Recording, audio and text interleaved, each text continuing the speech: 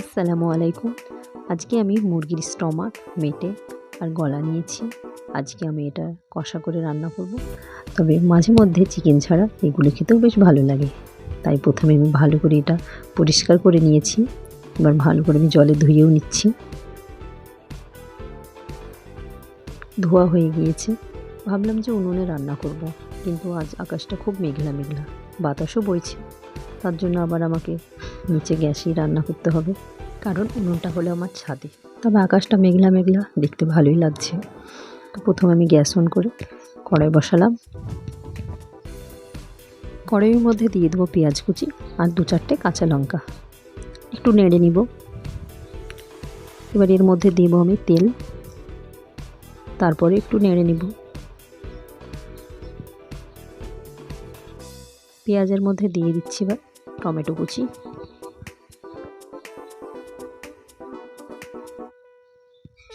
এবার আমি একে একে মশলাগুলো দেব। লবণ দিলাম, আদা রসুন বাটা, হলুদ গুঁড়ো, লঙ্কা গুঁড়ো, জিরে গুঁড়ো আর ধনে গুঁড়ো। ভালো করে মশলাটা কষে নেব। তো মশলা কষা আমার হয়ে গিয়েছে, তেল ছাড়তে লেগেছে। এর মধ্যে আমি এবার দিয়ে দেব স্টমাক।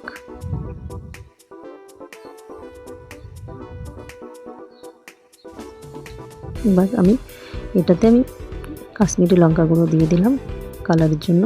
এবার আমি এটা লো ফ্লেমে দেব। একটু ভালো করে নাড়াচাড়া করে এবার ঢাকা দিয়ে দিলাম। এই থেকে যে জলটা বেরোবে সেটা দিয়ে আমি রান্না করব, কোনো এক্সট্রা জল দেব না। ঢাকাটা আমি তুলছি।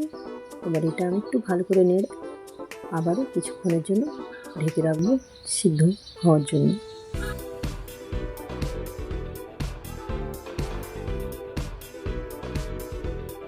এবার ঢাকাটা আমি খুলবো।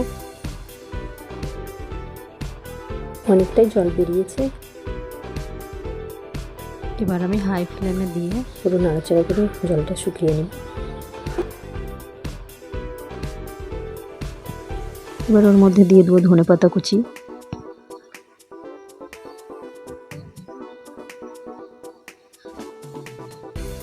তোমার হয়েই এসছে স্টমাক কষা। এবার এর মধ্যে আমি গরম মশলা গুঁড়ো দিয়ে দিলাম।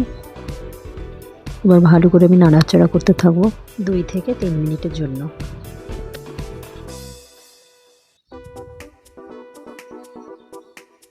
তো হয়ে গিয়েছে। এবার একটা অন্য পাত্রে আমি তুলে নিব।